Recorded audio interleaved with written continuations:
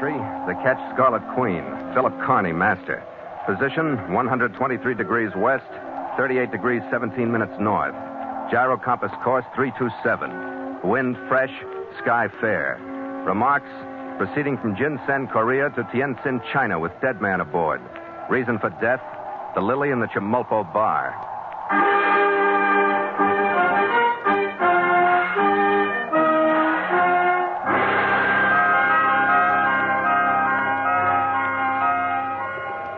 It was a fair trip and a fast one through the inland sea, then south through the channel of Tsushima-Kaikyo and into the long rolling swells of the East China Sea. The Scarlet Queen was north of the trades now, and she reached around the tip of the Korean peninsula with the spanking passage wind abeam and swung her bows into the Yellow Sea. He's out the quarter, man. He's off the main and missing. Hardly now. The angle of the wind moved abaft, and we trimmed her for the run up the Korean coast.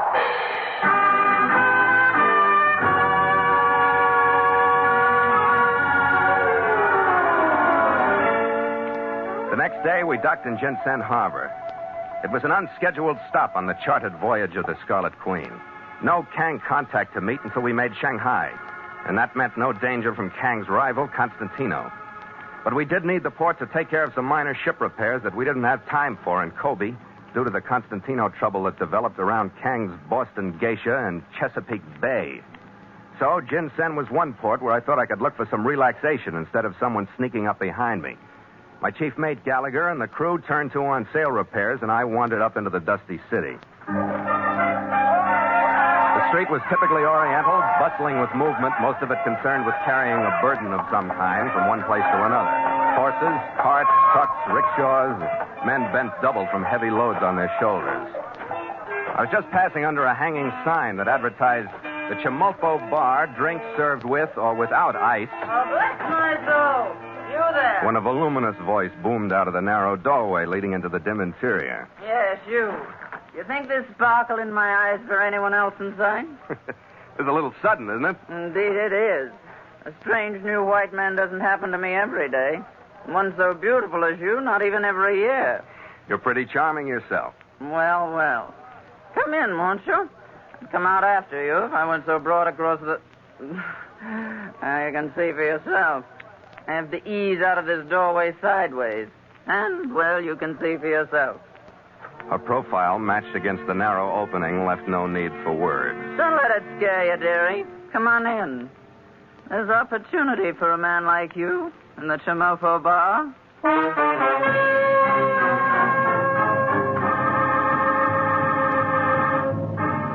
And so Mutual continues The Voyage of the Scarlet Queen, written by Gil Dowd and Bob Tallman, and starring Elliott Lewis.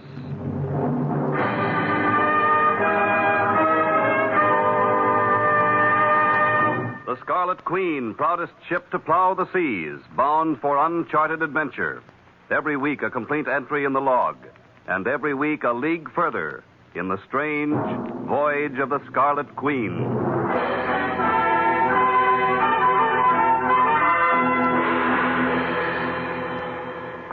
Her name was Lily Swain, and she went a long way toward filling the emptiness of the Chimoipo bar. The hair she fluffed up as I followed her in was a red wig. Her broad face held a few traces of earlier, thinner beauty, and they were exaggerated by heavy makeup. She was about shoulder high. Her arms were solid from wrist to elbow with bracelets, and the sags of her throat were held in by an inch and a half of jeweled choker. Hi, you. Yes, Missy, you want it? We have 3 guests. You mix drinks chop while you still one piecey boy. Yes, Missy. There now. Sit down and tell the Lily all about yourself. A seaman from your clothes. A big one. My. Captain Phil Carney, San Francisco. You don't say. Did you bring any American magazines? No, I didn't. Any newspapers, phonograph records? No. All the way out here from the States and you didn't bring anything American? Of course, 25 years ago, I wouldn't have asked for all these inanimate things. You'd be enough. Oh, there now, don't be embarrassed. Hey, you go catchy hold Miss Alice. You tell a big piecey man out here. Oh, yes, Missy. Oh, a big piecey man, all right. Got you, Missy, all right. What did you say you were doing in Shenzhen? I didn't say.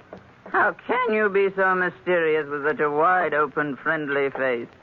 Unbend, Phil. I won't sit on your lap. Well, I'm not doing anything here. I'm just passing through. From here, I'm going down the coast of China. From there, I'm going across the line into the shallow seas. Then maybe I'll come back. Is that the way you make your living? Well, I can't. You have your own ship? Lily, you're a nosy old busybody. Let's hear about you for a while. Huh? All right, so you don't want to talk about what you've done or what you're going to do. Mm-hmm. I've met your kind before, in this prison and that one. Been married to a few. Well, then you'd understand. There are opportunities in Korea for a young man like you, if you've got the guts for it. No, meaning what? Just for example, I know a certain party that would pay you $1,500 to get in a certain cargo from here to Shenzhen. Huh? What is it, guns or narcotics? Will that make any difference to you?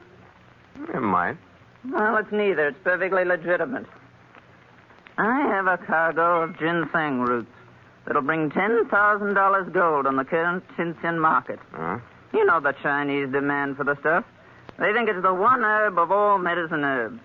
Cure for everything from blood sickness to the opposite, whatever that is. Mm-hmm. With inflation, I've seen $300 offered for less than 5 pounds of it. Right in this room. A few roots, no bigger than turnips. Well, that sounds pretty good, Lily. Now, believe me, Phil, if you'd stick with the Lily, we'd work a fortune out of the Yellow Sea. Wait a minute now. I'll go get the papers. Well, Big PC Man is right. Oh, Phil, this is my daughter Alice, Phil Carney. Mm-hmm. Captain Carney's going to take our cargo to Shenzhen. What do you think of that? Looks all right to me. Try Phil another drink, dearie. I'll go and get the papers ready for him to sign. The same, darling? Yeah. She was easy to say yes to. Rust-colored hair, green eyes under cultivated brows and long lashes, and a way of walking toward the bar that told as much of her background as you needed to know. But the expression she brought back with her told me she wanted to share it all. How does it feel to be the most popular man in Ginseng, Phil? Oh, well, unreal somehow, since the Chimoipo bar is the only place I've been. What did the Lily tell you? That she had a cache of ginseng worth $10,000 on the Tianjin market. But she didn't tell you where she got it. I didn't ask her. Oh. That gives me the line I wanted on your character. I like it. I think we could be very close friends. I think that would be very nice. Then we're agreed. But, Phil, you'll have to be careful of her. She lies. What are you giving me? She's told the truth so far, hasn't she? She knew your ship was in the harbor as soon as you did, for one thing. And she introduced me as her daughter, but I'm not. So? What'd that get her? Nothing like the hearty mother, sexy daughter act to pull a normal guy around. We've done it before, but I'm fed up. Look, Phil, she's a lot more desperate than she admits. Hmm? She stole that ginseng from some native planters inland. They're on a trail. She's got to get it out of here before they find it. You think I shouldn't load it then? Oh, sure, Phil. But you're crazy if you do it for $1,500. You could have another 1,000 without even half trying. She won't trust a native ship. She's desperate, I tell you. Caillou, another drink for Captain Carney and one for me. Don't even hint at what I said, but hold out for that extra grand and see what happens. Mm-hmm. Run along now, Alice. It's time for business again. Here are the papers to sign. Maybe I'll see you later, Captain. Oh, thank you. Lily, my darling, there's already one drink here, and you promised... Stop sniveling. I'll think it over. Phil, this is Ray. Hello, Ray. Raymond Fleming Culbertson, sir. Mr. He's my partner in this place.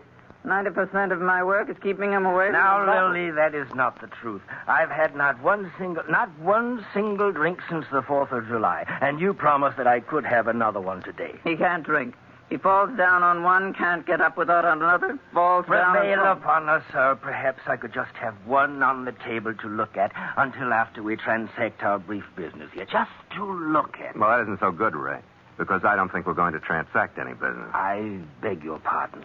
Then, by all means, I do need a drink. You're teasing me, Phil, aren't you? I don't like it, Lily. This should be a simple business deal, but everybody's too anxious to talk me into it. It makes me think I've got you over a barrel. That I'm more important than I realize. I might listen for an extra 1,000. Did you hear that, my pet? His words hang heavy. I do need that drink. Drop it. It's a hard bargain, Phil, but you're all right. You do have me over a barrel.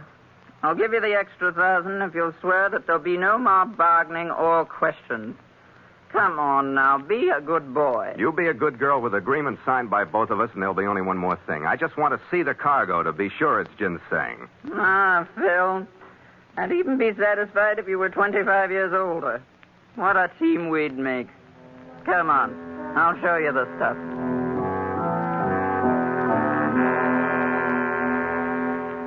She led me down some earth steps to a dank cellar under the rear of the building. We pulled the top few layers off of what looked like a pile of lumber and uncovered a stack of rough hemp bags about the size of cement sacks. I pulled a few of them out at random and opened them. It was ginseng, all right. And it looked like an easy deal for $2,500. I shook Lily's hand, we went upstairs and signed the agreements, and I went back to the ship.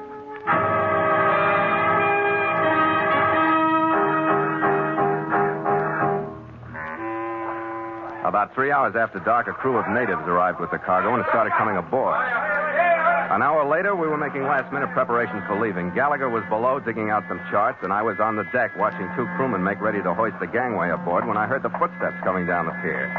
Phil! Captain Carney! Leave the gangway, boys. I'm coming ashore. Phil! Oh, Phil, they found her. They came after the Lily. Oh, it's so horrible. Is she dead? Yes. Poor Pao Yu. They killed him, too. How about Ray? I don't know. I heard the Lily scream out in front, and when I went out, I found her and Pao Yu. Ray wasn't there. The only place I could think of to come was here. What are you going to do? With the hottest cargo in ginseng aboard, I'd like to dump it and leave. You don't mean it.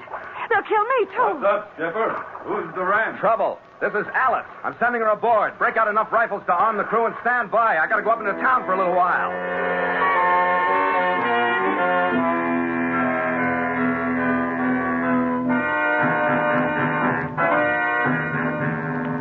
The Chimoipo bar was as quiet as a tomb when I slipped in through a side entrance. I eased as quietly as I could through the hall and into the main room. There's something about dead, fat people that makes them look deader than any other variety. Lily Swain slumped at a table with her red wig cocked over one ear, her bracelet-heavy arms hanging stiffly down at her side. Pao Yu was spilled across the teakwood bar as if he'd been coming over it to save her when a bullet stopped him. I started back towards the living quarters, gingerly giving the rooms a once-over. In the third one, I found him, sprawled on a rumpled canvas cot. He wasn't dead, but the bottle on the floor beside him was. I scooped him up, threw him across my shoulder, and headed back toward the ship.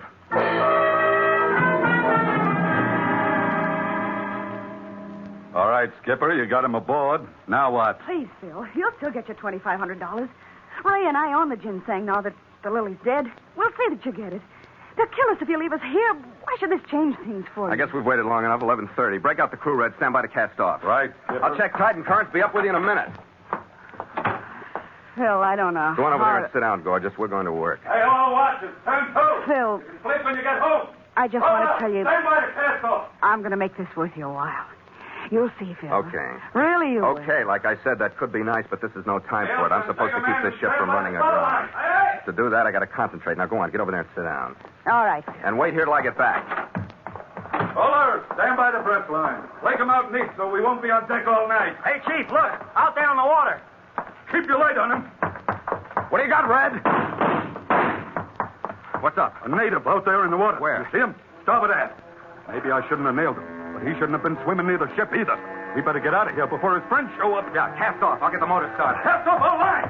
Let's go, men. Get him free. Get him free.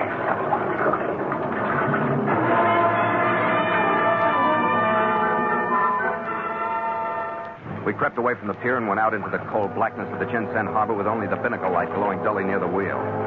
It may have been coincidence, but the discovery of the Korean swimming near the Queen made me wonder if a pair of dark eyes and a pair of sharp ears weren't behind the fact that a Korean junk slipped into the stream on our stern. I caught the milky curl of her bow wave shining in the murk behind us, and she followed us as we headed out into the yellow sea.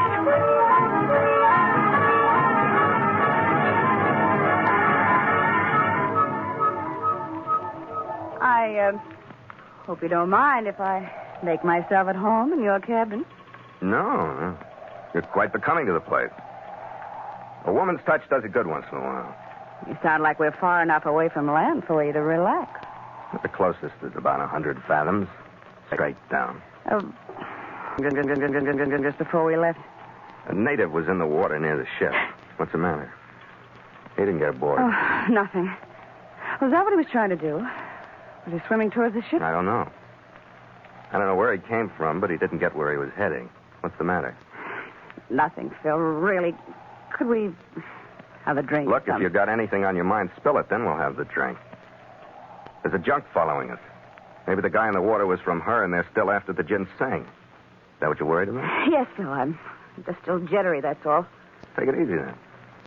We can outrun them to Tientsin. I know you can, Phil. I told you I'm just kind of shaky from everything. Well, maybe that drink will help. Phil, Hmm? you know the cargo's stolen. You're still carrying it, aren't you? What's that for? Just remember that line I had on your character? I still like it. And I still think we could be close friends.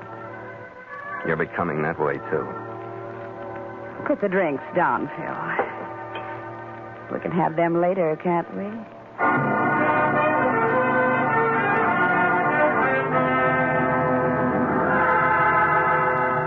It's a tough, close reach from Jinsan to Tientsin, and I spent most of my time at the wheel while we struggled along close hauled, with the wind a little better than 4 points off our starboard bow on the direct course. It was a hard leg for crew and ship.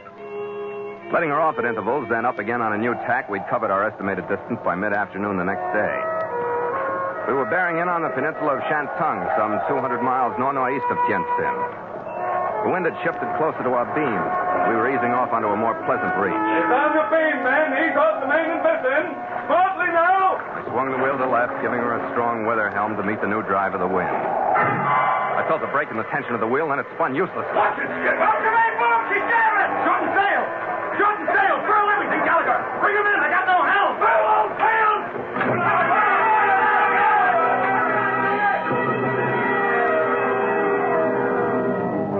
In 2 minutes, the sails were crumpled on their booms. And the Scarlet Queen was motionless in the middle of the Yellow Sea. What the devil happened, Skipper? The rudder's gone. I didn't have hold of anything at the wheel. What kind of a scow did I sign on? She picked the Yellow Sea to break up. Save it, Red. She didn't break up by herself. Yeah. I didn't shoot that native quick enough, did I? That's what I'm thinking. The Queen's rudder wouldn't have gone without some help from a saw blade or something. Yeah, and I guess taking on a hot cargo didn't help much, huh? No. To say nothing of that. Rudder, you can peck 'em. Cargoes and days. All right, drop it, Red. Start thinking about that junk that follows us out. That fits, too. Phil, what happened? What is the meaning of this delay? We've paid our passage, haven't we? Haven't Turn the we? men to rigging a jury rudder of some kind, Red. We'll make it Tientsin on the power. Captain Carney, you accept a certain amount of responsibility when you accept the responsibility. Yeah. To say nothing of trouble. Come on in the cabin. Captain Carney, I demand to know how I came aboard this ship in the first place. Oh, Ray, keep quiet, will you? It's only a demand. I have a right to that. I should have left you there, but I carried you aboard from the Chimoipo bar. Left me there, indeed. Where do you think you'd Ray, be? he's drunk, Phil. Don't listen to him. He's out of his head. But when he Alice, talks like this. my But dear. Ray, get out of here. But Alice. Get out on deck and get some air. Alice, my dear, considering Get out. everything. Come on, Alice,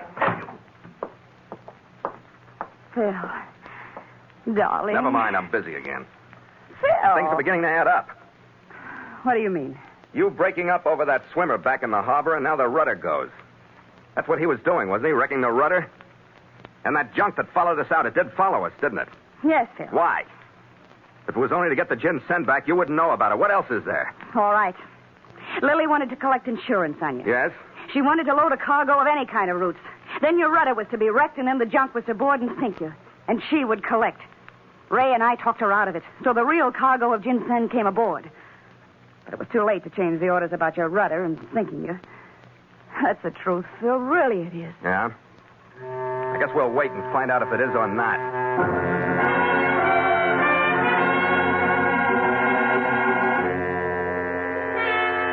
I didn't know how much of a story to take, but with the Queen wallowing like a crippled duck in the middle of the Yellow Sea, I couldn't find anything else to believe.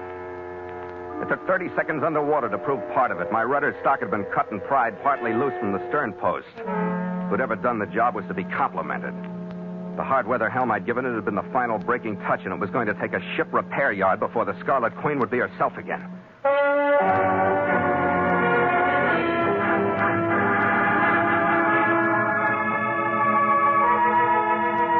The rest of her story turned into fact later that afternoon when the ugly high-stern junk hove into sight in the west and bore down on us from starboard. I sent Alice and Ray into the cabin, broke out the rifles, and stationed the crew along the port side under what cover the main house offered them. Then, with Gallagher covering me with a 30-30, I stood up. I I waited while she made her turn into the wind. Coasted to a stop about 20 feet away. A native with a rifle slung across his shoulder stood at her rail. You need help. Throw me line. We come aboard. Shove off, Charlie. He's moving in on us, Skipper. Yeah. You need help. We come aboard. Get underway. You're not coming aboard. I got a bead on him, Skipper. Let me have him. It's just a question of who opens fire first. We come aboard. All right. There it comes. All right, Red, take it. Choked up the doors and slumped out of sight. I dropped prone into the cockpit beside Gallagher and stayed there, pecking at every dark head that popped into sight. Then the opening flurry of shots stopped. Neither of the ships offering any targets. But their plans were working out. Ours weren't. The current was pushing the junk slowly closer to us, and they were saving everything for a frenzied rush to board us when she touched our side. We had to move somewhere to keep them away.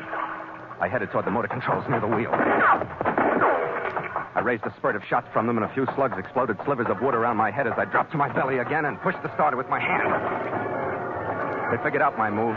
Some dark crewman jumped to meet us. Two of them dropped under our fire, but the others got the slatted sails trimmed, and the junk moved slowly forward. But even crippled, the Scarlet Queen could beat that maneuver. I slammed the control into full reverse, and we wallowed away in the opposite direction. We would have to come about in a complete circle to make our side again. And Gallagher and the crew were dropping every helmsman that climbed to her high stern to man their tiller. And the water distance between us slowly widened until she was out of range.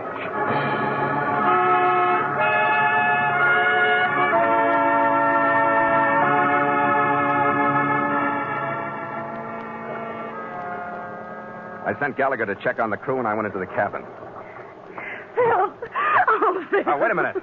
What's the matter with Ray? He's dead. I told him to stay far. Yeah, never mind. I'll finish the story. So he got to his feet, went to the porthole, and stayed there until a stray shot nailed him. Yeah, I told him. Yeah, now I'll tell you the truth. Phil, what do you mean? What do you want to tell me? I don't know what you mean. Quit trying to be clever because you aren't. You're just rotten. Show me a bullet hole in the screen in that port he's lying under. We could do that with a pencil, couldn't we? Yeah, move him over under the other one. A slug came through there. You're awfully slow, gorgeous. Phil, it would look all right on the record, wouldn't it? We were attacked by pirates, and he was just killed, that's all. And Lily, too. What'll we tell him about her? Phil, you don't think that you got Ray drunk and killed Lily and power you? No. Doesn't sound like you. Not for a lousy $10,000 worth of ginseng. Phil, what's the difference? They were two wasted people. They were no good to anyone. Phil, if you'd help me, look what we'd have. We can share the money from the ginseng. $10,000, Phil. And our close friendship, darling. It could be good. Couldn't it, Phil? We're the same kind of people, darling. I'll think it over, gorgeous. Go on over there and sit down. I'm too upset to kiss you now.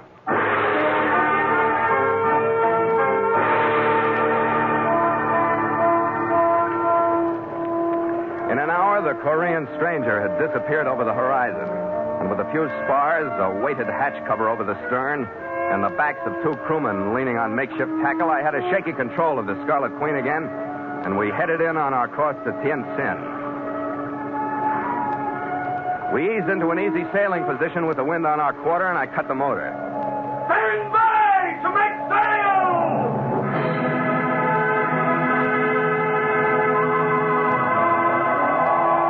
We couldn't stand the pull of the mainsail with our jury rudder, so the men jumped to the mizzen halyard. With starboard sheet, make sail!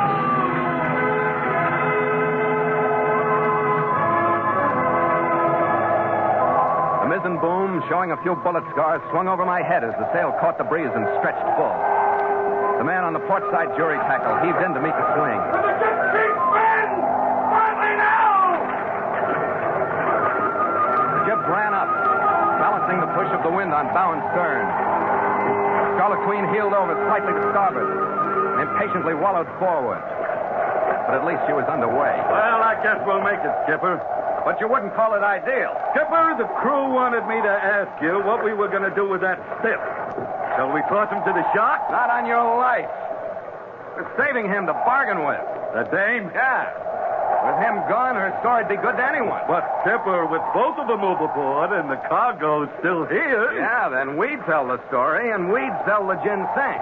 Yeah.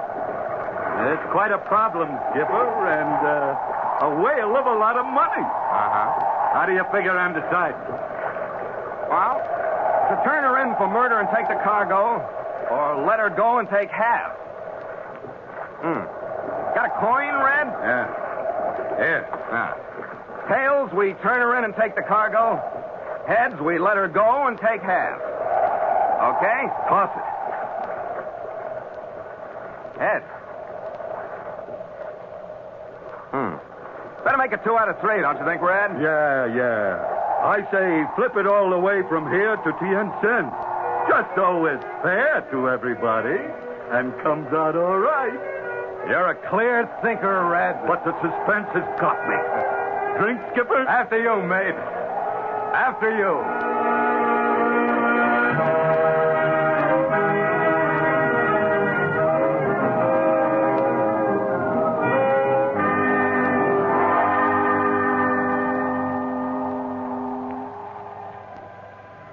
Log entry, catch Scarlet Queen.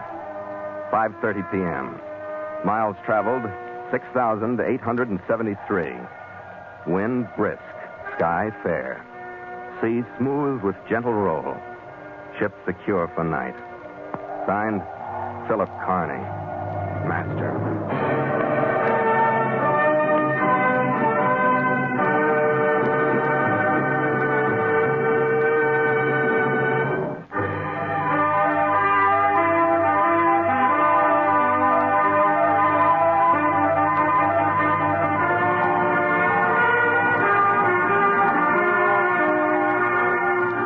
The Voyage of the Scarlet Queen stars Elliot Lewis as Phil Carney with Ed Max as Gallagher. D.J. Thompson was heard as the Lily. Charles Steele played Ray. Jack Crucian was Pao Yu. And Alice was played by Mary Lansing. Music scored and directed by Richard Auron. The Scarlet Queen, a Command Radio production directed by James Burton, is written by Gil Dowd and Bob Tallman. Charles Arlington speaking.